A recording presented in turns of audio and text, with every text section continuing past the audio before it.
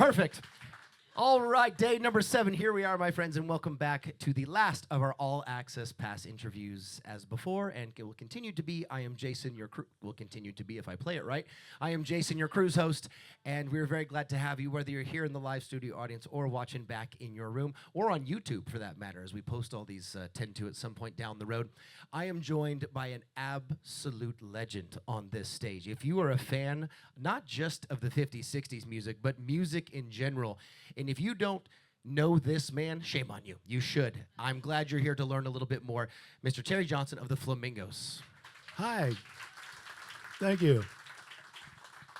I mentioned it to you backstage, and I want to say it again here. I cannot thank you enough for taking a little time out of your day. It's my pleasure. My pleasure all the way. Means a lot. You have, well, let's start easier. I was going to go somewhere else. Let's start a little easier. You mentioned backstage when we were chatting back there that from a young age, you knew this is what you wanted to do. All the way. That's unheard of these days, because we were kind of joking about we all have an idea of which direction we think we're going to go and what we think we're going to do, and 9 times out of 10 we're wrong. We don't know ourselves well enough to make those decisions. What allowed you to be so sure, even at a young age, that this is what you wanted to do? I've always had music in my heart. You know what I mean? So my parents would have us listen to not rhythm and blues, but more like Arthur Godfrey, things like that when I was coming up, and good music. And I got involved with learning how to play guitar, and just music was my life. That's all I've done all my life. Yeah. Only music. Never another job. Never had another Only job. music. Never Only flipped music. a burger, served a drink, delivered washed a car, nothing. You were paid to at least. All music. All music. Yep. Well, we're better for it. I think we, as the general public, are better for it, because what some people may not realize is, we all know you, obviously, as part of the Flamingos and the huge success that the Flamingos had, Yep. and all the way up to the Hall of Fame and all the other fun stuff that you guys Right. are part of. But you've worn many, many hats. You're not just a singer. You're a producer. You're a writer. Yep. Let's walk through a little bit of that part of your career, since I think maybe some of the folks don't know. You were scooped up and became a writing partner of another very famous person that we all know. Smokey Robinson. Smokey Robinson. Right. That was, you can clap. You can clap. That was in the early to mid 60s. Is that about right? Right, exactly. Tell us about some of the songs you guys wrote together in some of that time, because that's amazing. I've written songs for the Four Tops, the Miracles, of course, Smokey and the Miracles, Four Tops, Temptations, Edwin Starr, Martha and the Vandellas, the Marvelettes, like I said, the Marvelettes. Bobby Taylor. Bobby Taylor and the Vancouvers. We did Melinda. Yeah. It was a big hit for Bobby on The that one. Supremes. I mean, Supremes, Diana Ross, all of them. Yeah. Mary Wilson and Florence Ballard. As a writer, this is a silly question, and I apologize for asking it to you.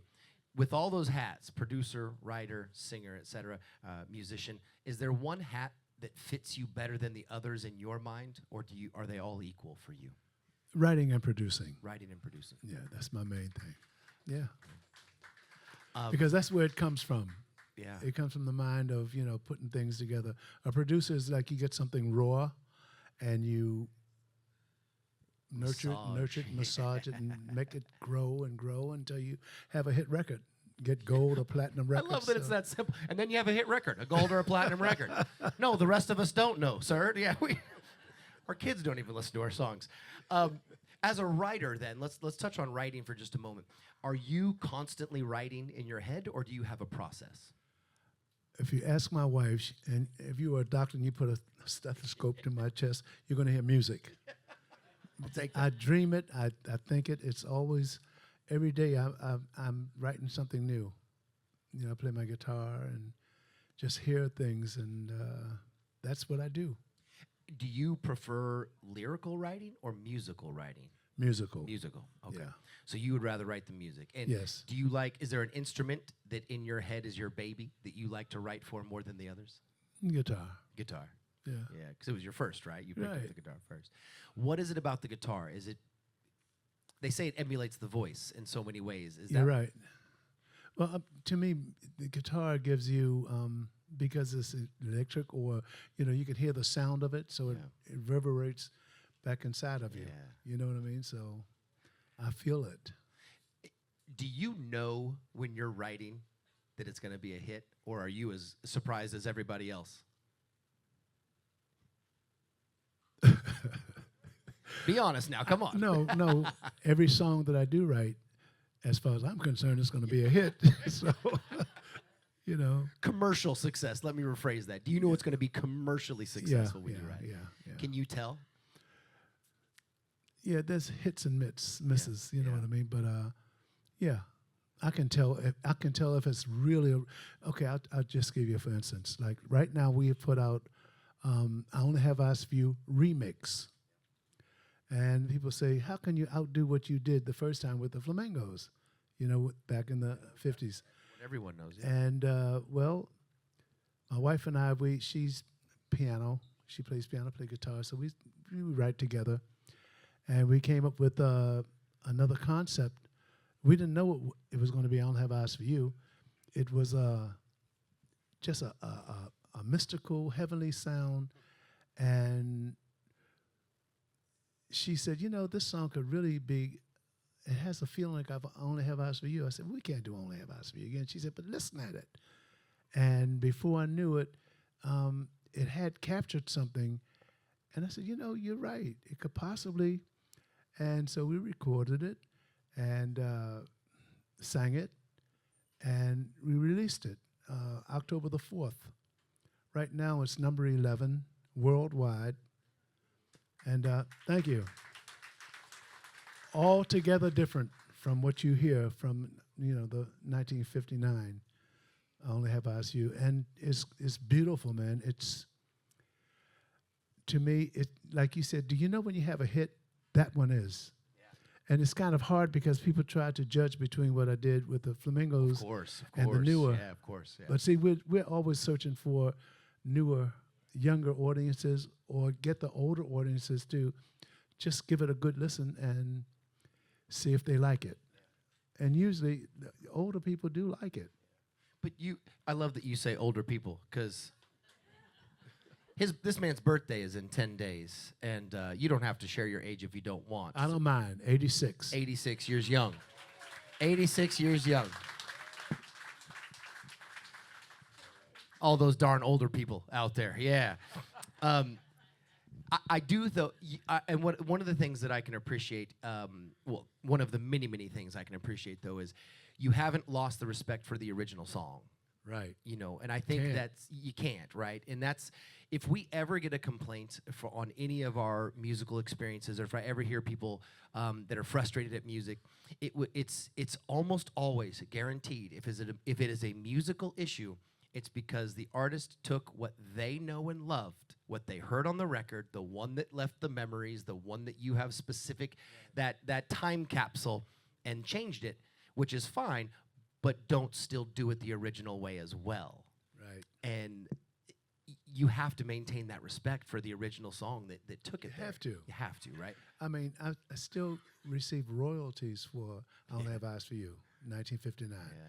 Big royalties. I mean, and it's popular. It's been in movies, TV shows. I mean, you name it, and it's there, and it's still popular. We have how many followers? 1 million? 1.5 million monthly Spotify subscriptions. Monthly. It's a shame you didn't make it. No, but I mean, it's really beautiful because, like, I'm still doing what I love. It's a part of me, and I think it's why I'm still here. I don't think that I have given everything that I'm supposed to give to the world. That's interesting. Yeah.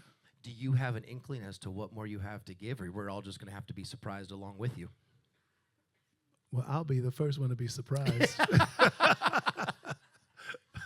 I love that you still write so much, though, and I don't mean that rudely, like you shouldn't. I just, you know. No, that's what I do. But I'm always impressed by a true artist, in my mind, is someone that does it for the art to a certain extent. You know, it's about the people, of course, if you're commercial, if you're trying to sell something. Right. But ultimately staying true to yourself. And when I think of a writer, musical, you know, an artist of that nature, you've had such great success for years and decades of that great success. There's what still pushes you and drives you to do more has got to be the truth in the art to a certain extent. Am I wrong with that? It's just in me. Yeah. I can't explain it. Yeah. Because you could easily just stop, right? You could not writing. I mean, you could not write because you've made so much great music that, I've done all that. I've done so much great stuff. No, it's but something. you still love it. It's something inside of Yeah. me that's still wanting to come out of me. Yeah. I'm serious. I hear you. I agree. I miss my guitar. I should have brought my guitar, but I can't wait to get home so I can pick up my guitar again. Seriously. Yeah. And and I think that's what helps create the best art, is when someone is doing it, and this is what I mean when I say doing it for themselves. You're producing art because you love to produce. Right. This music is inside you, as opposed to trying to create something commercial that you just think is going to be the next jingle. You're Nah. actually writing from your soul. You're Right. writing from Exactly. from what's You hit it. inside you. You hit it. When you write as much as you do you look back and have favorites that didn't go commercially successful? He's like, nah, I'd only write gold records. I don't know what you're talking about. No, I mean, that was a hard one for me to Yeah. answer because, like I said, usually if I write something, I believe in it. Yeah. I feel it. Yeah. It's a thing that's inside. And I have no regrets about anything I've ever written that wasn't a hit. Yeah. Well, that's what I mean. Is there anything back there that you wrote that you thought, oh, this is going to be a hit, that for some reason didn't take off? Well, Lovers Never Say Goodbye, the first song I wrote when I joined the Flamingos, I thought it was going to be bigger. Yeah. But today people, they remember it, Oh, yeah. but I really thought that was going to be the big one. But Only Have Eyes for You wound up being it, so I have no regrets. Nor should you. I mean, you're part of, 3 or 4 different halls of fame, I believe, at this point, if I'm Quite not a few. mistaken. Yeah, quite a few. 5 or 6, maybe. When you're sitting with a musical god when they get to answer things, and he's not being flippant. The man literally is like, yeah, there's more than a couple out there. Does one of those recognitions mean more to you? Rock and Roll Hall of Fame. Rock and Roll Hall of Fame. That's big. Yeah. That's a true testament. I mean, there's only so many people in there, and I know there's some political nature around it, but still, if you make it into the Rock and Roll Hall of Fame, there's a reason you made it there. What's really good about being in the Rock and Roll Hall of Fame, at the time we were introduced there, or inducted, Michael Jackson, Simon, Paul Simon, Queen. I mean, just superstars. Just some bands, yeah. Superstars, man. The biggest. Like Michael, he was a little thin. Hi, Mr. Johnson. I always had that little soft voice. Yeah. Yeah, but I mean, that was great. It was just, it was a time of my life I was really proud of. You guys belonged in that conversation, though. I feel like you know that, right? You should know that. I mean, you're peers with those artists and I the guess level so. of success. I No, guess there's so. no guess. There's a reason that you have the success you've had and that people love you the way that they do. And I appreciate your humble nature and that you don't necessarily want to put yourself on a pedestal, but allow me to hand you some flowers to say, you deserve to be in that conversation. You deserve to be in that Rock and Roll Hall of Fame. Absolutely. Well, I've What's got that? The Gator, yeah, absolutely. Yeah, Gator. Oh, Jerry, Oh, yeah, you Jerry, have a long I miss relationship him with so Jerry. much. I mean, do we I. were so close. I mean, My man. I mean, my man. Pots of pants. Yeah, great Googa Mooga. Hey, pretty lady.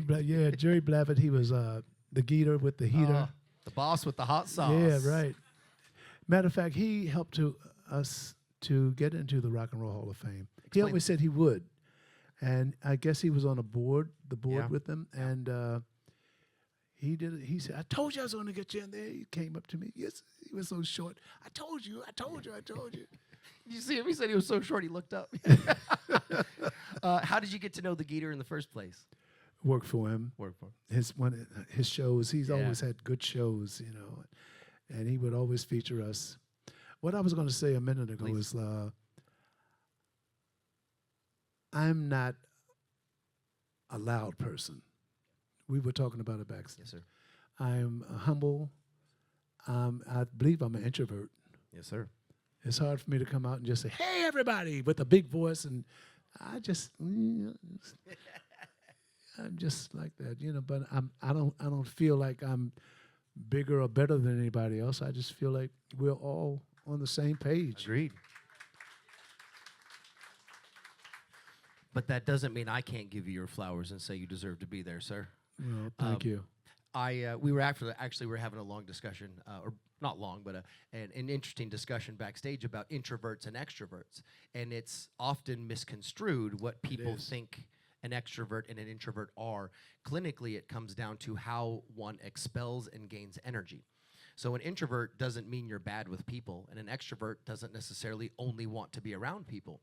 It's how you give off energy and gain energy. An extrovert gains energy from people. So if I make you laugh and I'm an extrovert, if you scream and clap and shout because a great song from the Flamingos comes on, an extrovert gains energy and gets bigger and puffs up from that. An introvert is giving you that energy. So even if you Right. start dancing to a Flamingos song, Mr. Johnson feels like he's done his job there. That's who he gave Right. that to you.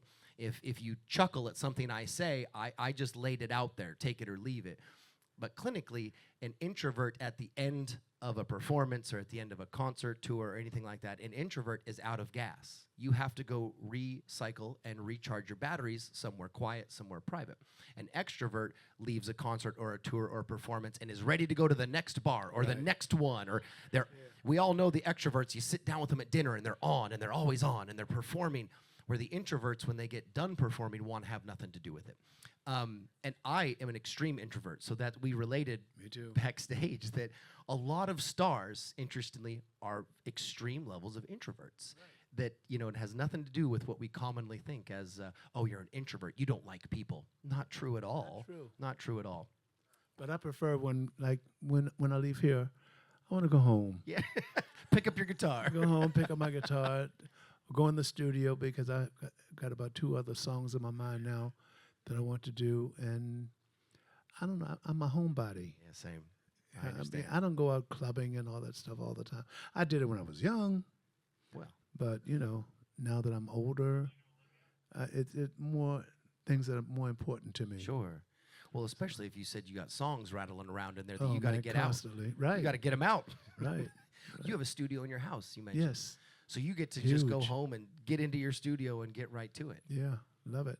And as a producer, that's got to be your favorite room in the house. It is. Just a little sanctuary. Definitely is.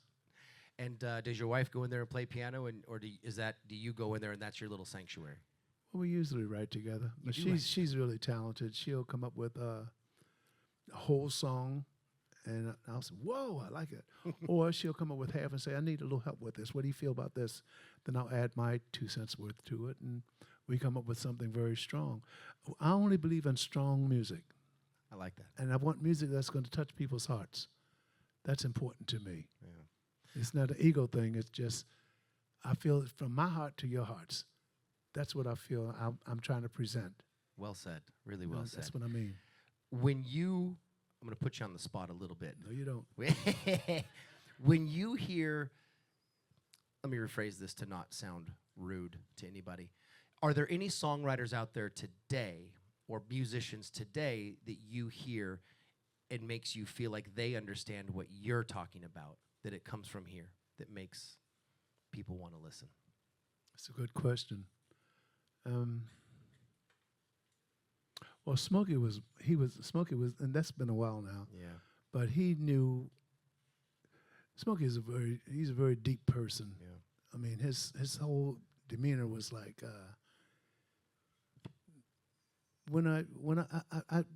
this is how it happened with Smokey Robinson. I had 4 songs. I was in Philadelphia. I was living there at the time. Smokey came into town. We had worked together on many shows, and I wanted to get to Motown. And I went backstage to the theater and hey, Smoke, hey, Buzzy. My nickname is Buzzy. Hey, Buzzy. I said, hey, man. He said, what's going on? I said, I got some songs I want to, present to Barry Gordy. I didn't know Smokey was who he was. He was just my friend. Sure. You know what I mean? So, yeah, absolutely. So I said, I've got some songs. So he said, well, let me hear them. I said, well, okay. So I brought my recorder over to his place where he was staying, the hotel there, and he listened to it, and Smokey has grayish color eyes, right? He does. And when he heard my music, he does this when he goes into a deep thing with him. He puts his hand over his mouth. He's always taught you don't say nothing. You just keep your mouth shut and listen. And his eyes turned this strange color blue. And he scared me for a minute, like, what's going on? You vampire? Here? What's happening here? Right, Yeah. right. But he said, yeah, Buzz, I can get you to Motown. I said, great. So I was thinking Barry Gordy Jr. That's all I was thinking about. And I didn't realize it until I signed contracts and a writer, producer, and performer, artist. And about 2 weeks later, I found out that Smokey was the first vice president of Motown Records. I said, whoa. I mean, I was so honored, but he was just so humble the way that, and to answer your question, like, he knew what I was feeling. Sure. He had something that he knew what I was feeling. And he brought a lot of things out of me. I think to be able to convey emotion through words and music, it's what defines the greats, right? The greats continued to make and made us feel something. Right. And that's your gift, right? That's the gift that you bring to the people you wrote for, yourself, Right. Flamingos. You created emotion for people. You were able to relay that. Usually we can talk about it and tell you about it, but to make someone feel it is different. That's the key. That hits deeper. That's the key. Right. Yeah. A couple of questions from the audience. Sure. I'd like to open the audience, and I like they were used to hearing me say, I used to give them a live mic, and I learned my lesson. I don't do that anymore, so I allow them to write things down so we can read through them. Jeff comes to us from New York City, and I think the pencil broke on Jeff here. Who is your favorite a cappella group, and did you ever perform with them?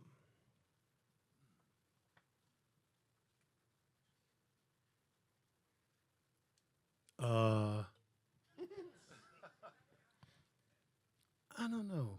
You I can't really answer that one. Were you into the a cappella? No, because usually I had my guitar. Yeah. I've never sang with an a cappella group, Oh. but I appreciate their music. Yeah. I appreciate their singing because you have to be in tune to Oh. sing a cappella. Yeah. We know So- when you're not. That's right. There's nowhere to hide there. That's right. Ed comes to us from Brooklyn. Well, here's a good one. Ed. In the song "I Only Have Eyes for You," are the rest of the group singing "Shoobop, shoobop, shoop bop, shoobop," or something else? All right, I'm going to tell you the little secret what Oh, we did. Here we go.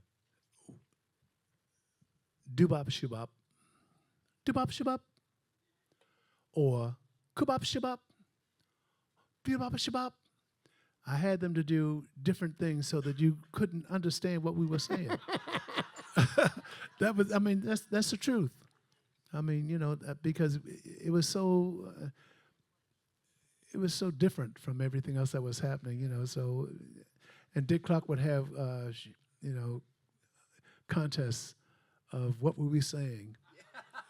People said all kind of things, but doobop shabop is the main. Doobop shabop. There you go, Ed. Straight from the horse's mouth. Barry comes to us from Brooklyn. Got a lot of New York in the Hey, house. Barry. Barry comes to us from Brooklyn.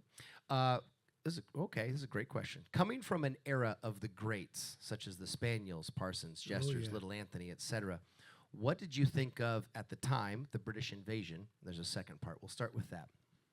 It killed everything in America. Yeah. It did. I mean, because they were great. Hey, I love the Beatles. I thought they were unique. Yeah.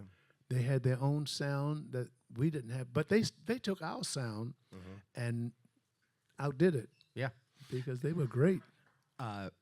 We have some people that cruise with us on other cruises that were there at the time and were part of the British invasion. Yeah. And Peter Asher. Oh, yeah, Peter. is Yeah, I know. is a lovely friend of ours and has done many cruises with us. Yeah, yeah. And Peter has a great line he tells on stage about the British invasion, and he says right to our very American audience on our '60s cruise, all we did as the Brits was take what you were doing, repackage it, and sell it back to you. That's what they did. That's exactly what they He's did. very open about it. Yeah, that's truth. And that's the man that produced a lot of the Beatles and created Right. a lot of that epic music. Right. How did that affect you personally? Did it? I mean, you say you're fans, but at the time, were you frustrated or did you battle through? Frustrated. Yeah. Because, I mean, doo-wop and all the rock Yeah. and all the different styles of music was pushed back. Yep.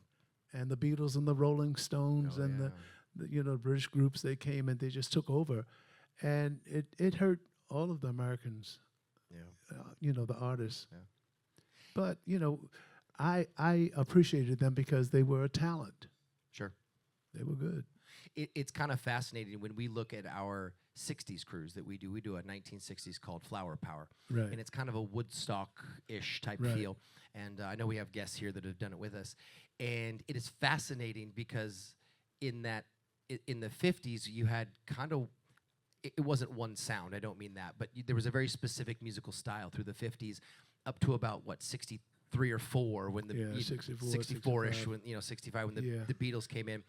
And then we got a dramatically different musical style from there. So you have a very specific music, and it's why I understand, in even you saying that, a lot of our malt shoppers, when you talk to them quietly, they'll be like, oh, sure, we like the Beatles. I hate them a little bit because they killed our music. Right. And I'll hear that No, on they this did. cruise. Right.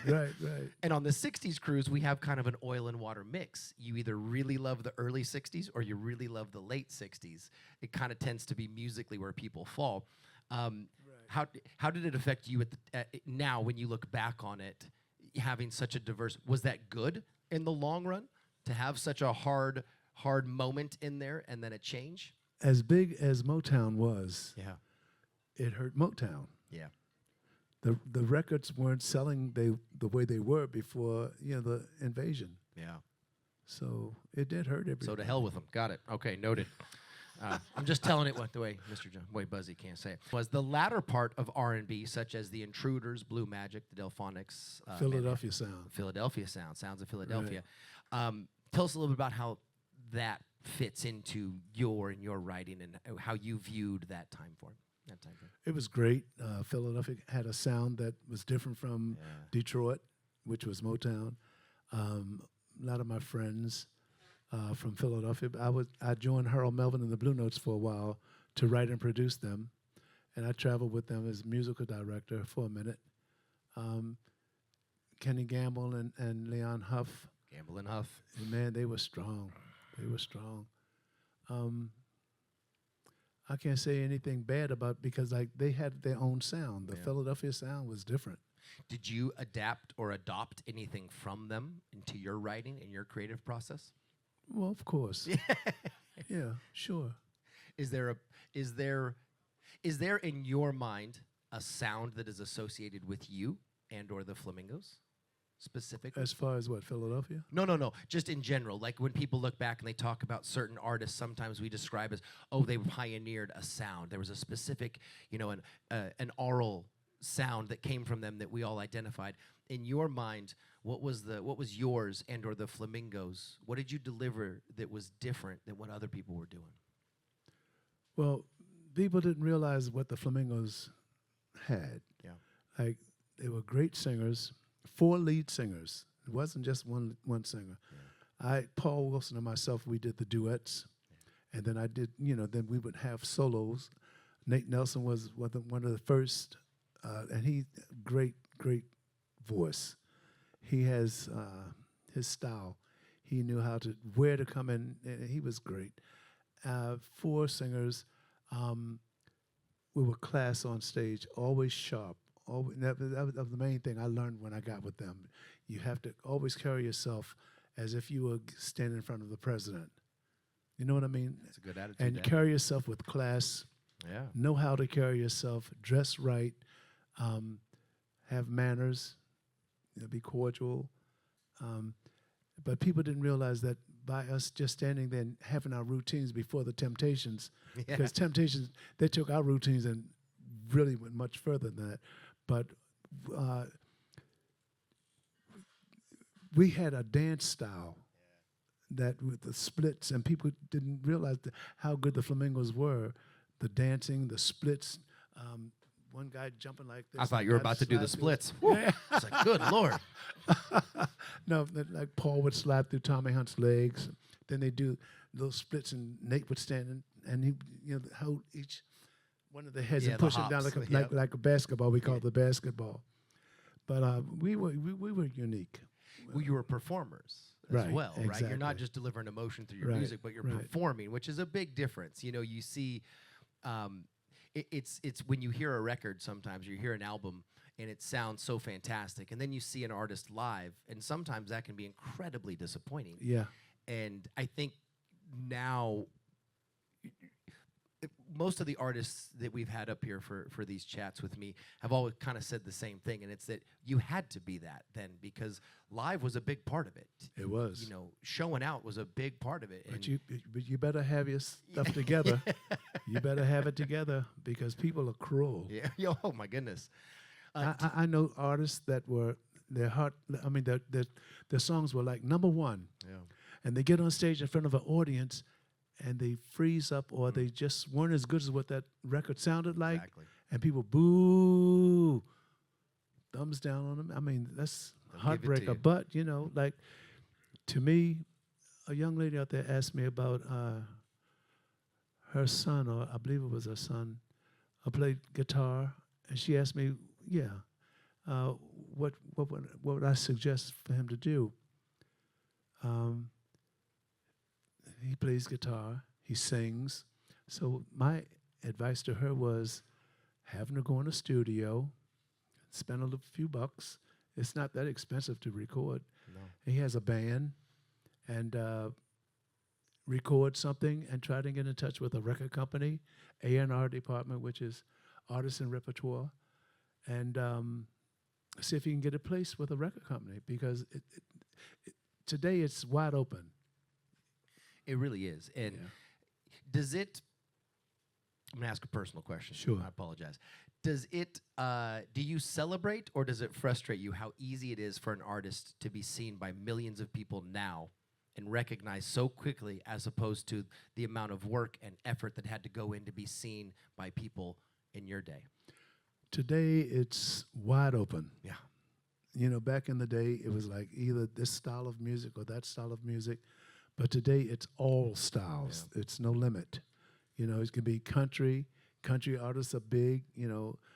Doo-wop. Everything is crossing big. Over, too. There's a lot of crossover. Yeah. And we have the YouTube and social media and some of the aspects. A person can put together a jingle in their bedroom now and have 28 million views the next day. That was my point. Like, today, through computers, everybody has a studio. Everybody's trying to be the number one artist out there. Some people are really good. A lot of people, they hit and miss. But it was harder back in my day. Well, you had to be good. You better be good. You better be good. Right. Yeah, even better said. Right. Now I feel like to a certain extent, and I'm not picking on today's talent. Please don't take it that way. Talent can be a strong word for today. But I feel like there's a lot of people that have become famous because they present a certain way as opposed to are exceptionally talented. And does that ever, as someone who is exceptionally talented and as someone who had to work so hard, even with that level of talent, do you look at that and applaud the fact that they have that platform, or is it too much? No, why not? If you have the talent, man, and you have the nerve to put yourself out there and hope that people will like you. That's tough. It's tough, but if you have the talent, bravo. I think one of the neat things about it, though, is it gives us the ability to sift through a lot. We get inundated now with this talent and that guy and that band and that lady and this, and you can kind of sift through pretty quickly. And I think it's why people, now you have so many one-hit wonders, right? Versus the longevity of some of the careers that you guys had. Right. It's the attention span probably shifted a little bit in there too. I know we got to get you out here in a minute. I did want to ask a question. Actually, you said that the young lady was asking you about her son playing the guitar. Is there any general advice you would give to talent that is up and coming now that helped you maybe when you were up and coming? Yeah, find somebody like me. I'm serious. I know, I hear you. Because I'm a producer. I love it. A producer is a producer. I produce raw. You take a raw something and just put your mind into it, put your talent into it, and make it grow. That must bring immense pleasure. Oh, it does. To just have a block of clay, a block of music, Right. and to just man, pull and play, because it is art. I mean, it's purely art. Yes, it is. And that's got to reside inside of you. Yeah, it does. I absolutely love talking to you. I could talk to you forever. This is great. I enjoyed it too. The last question, I'll let you go. And I've asked almost every artist this question because I love this question. When it's all said and done, for Buzzy and the Flamingos, what do you want your legacy to be? How do you want people to look back on you and what you've given to the musical industry and the world in general?